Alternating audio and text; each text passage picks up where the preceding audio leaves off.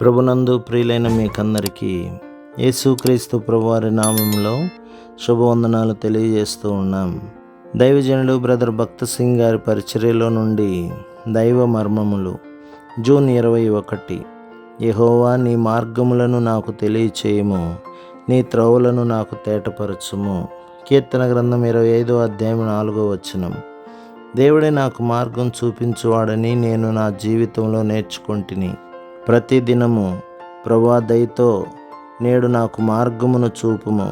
నేను బలహీనుడను, నీవు నా యొద్ద నుండి ఏమి కోరుచున్నావో చూపించుము. నేనేమి చేయవలనో, ఎచ్చటికి పోవలనో చూపించుమని నేను ప్రార్థించుచుంటిని.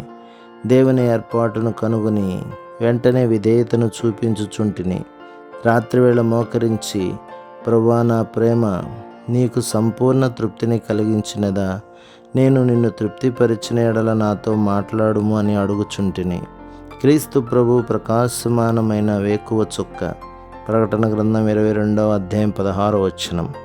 చాలామంది వ్యవసాయదారులు గడియారాల మీద ఆధారపడరు. పొలములకు పోవలసినను, తెల్లవారుజామున ప్రయాణం చేయవలసినను వేకువ చుక్కను చూచి ఎంత సమయమైనదో గ్రహించి బయలుదేరుదురు. వారు దిక్కులను కూడా ఈ చుక్కలను చూచియే కనుగొందురు.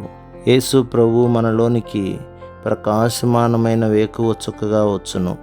మొదట మన విశ్వాస జీవితంలో కొంత చీకటిని ఎదుర్కొనవలసి ఉండును. తిరిగి జన్మించిన వెంటనే ఎవరునూ పరిపూర్ణులు కాలేరు. మన చుట్టూను చీకటి కమ్మి ఉండును. కానీ ప్రకాశమానమగు చుక్కయగు యేసు ప్రభు, నా బిడ్డ, ఈ చీకటిని నీవు చూడకము, కొద్దిసేపటిలో సూర్యుడు ఉదయించును అని మనతో చెప్పును. ఏ మానవ సహాయం లేకుండానే సమస్త చింతలను, అనుమానాలను జయించుటకు ఈ వేకువ చుక్క మనకు సహాయపడి త్రోవ చూపించును. మనము విధేయత చూపించు కొలది అధిక వెలుగును పొందెదము. ప్రభు మిమ్మును, మీ కుటుంబమును, మీ సంఘమును దీవించి ఆశీర్వదించునుగాక. ఆమేన్.